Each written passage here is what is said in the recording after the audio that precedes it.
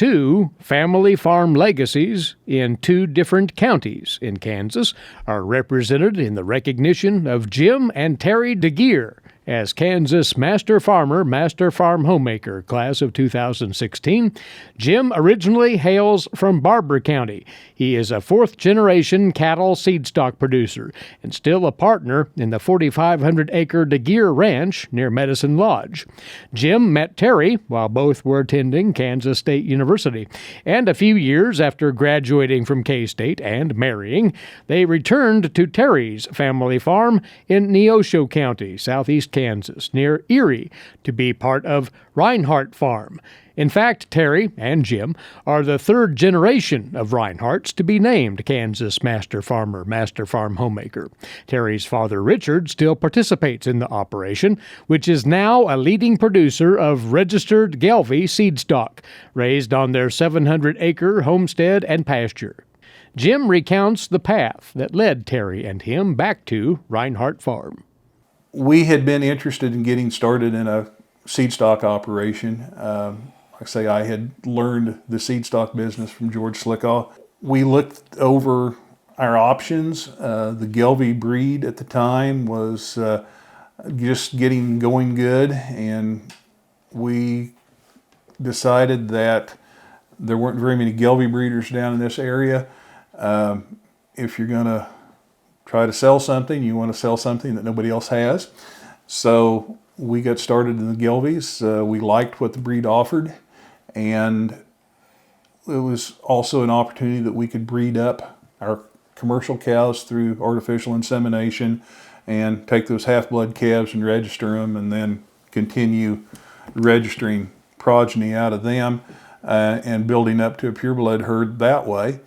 So the size of your operation, your herd now is what, roughly? We run about 140 cows, and then the various and sundry heifers, bred heifers that we have.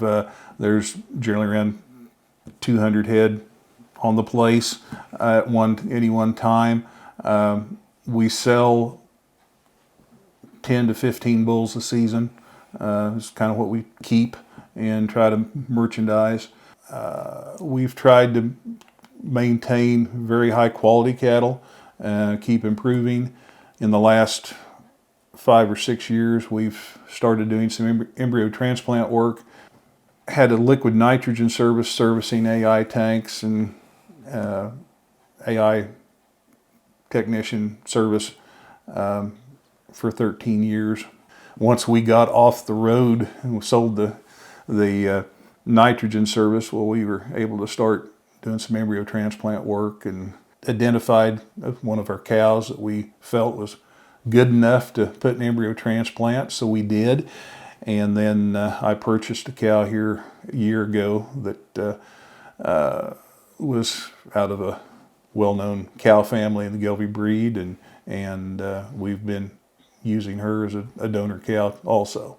But as we could, we've increased the number of cows we AI.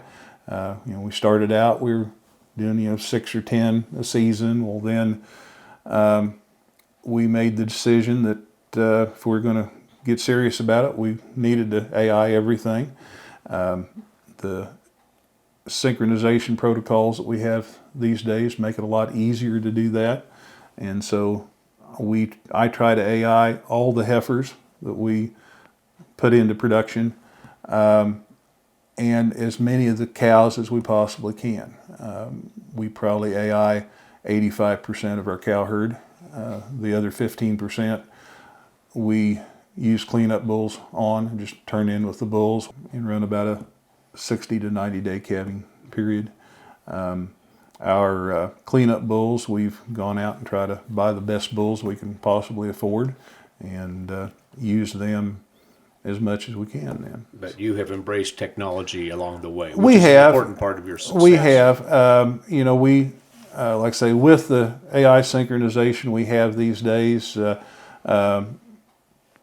we also use what's known as a heat watch system. With the ET program, the biggest hassle is the recipient herd.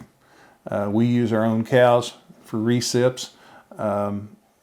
generally the cows that have EPDs that don't work real well for raising bulls out of them. I just make into recips. When we first moved back here, exploring what we could do, we started out trying to do some feeder cattle, stocker cattle. And I really didn't enjoy it. I mean, I appreciate the people that do that for a living. But to me, that wasn't where the fun part of the cattle business was.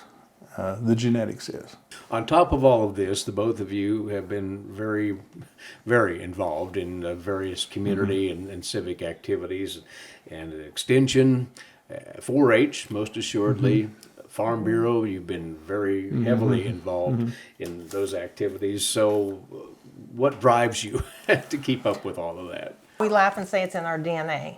Both of our families were very involved in their communities ever since we could remember. So that's just how you grew up. You were raised to serve. Let's talk about your youngsters, the two daughters. Let's take up Melissa first of all. Melissa's our oldest, and both girls went to K-State. Melissa, she had her heart set on marrying her childhood soldier sweetheart, and we did say you need to get your degree first and then you can get married, and we were able to hold that bluff. She finished her degree in animal science. They have served in around the world and have one little boy. And Stacy as well went to Kansas State, as you noted, and she has forged a career in food science, correct? Yes. She got her bachelor's in food science and then decided to get a master's in food microbiology at K-State, and then finished up with a PhD in meat science from Auburn. And she's currently a research scientist for Nestle Purina in St. Louis. Lastly, we'd like to ask both of you about the significance of being named Master Farmer, Master Farm Homemaker. Terry, we're going to start with you, in that not only your parents but your grandparents have also been so honored, correct? That's right, and it may be a little unique in that we've all done it off of this same acreage, as Jim calls it, the Rocky Knob. There's a lot of rock here, and in fact, what used to be farm ground here is now all back to grass. It's much more profitable as grass than it ever was as crop ground. But my grandparents had more of the diversified farm. They certainly had a small dairy, and have a few hogs, and of course crops and hay. Then when my dad and his brother were here, it was a quality grade A dairy that they increased and ran that direction. And they were able to achieve that honor as Master Farmer Homemakers. And now we're here as a cow-calf operation. And like I say, I don't know if we're the first third generation Master Farmer Homemaker, but I know there's not very many that have been 3 generations. And that's kind of neat. The family farm is definitely significant here. We're proud to be part of it. Congratulations to the both of you. Thank you. Well, thank you. Jim and Terry DeGeer of Neosho County, Kansas, Master Farmer, Master Farm Homemaker, class of 2016.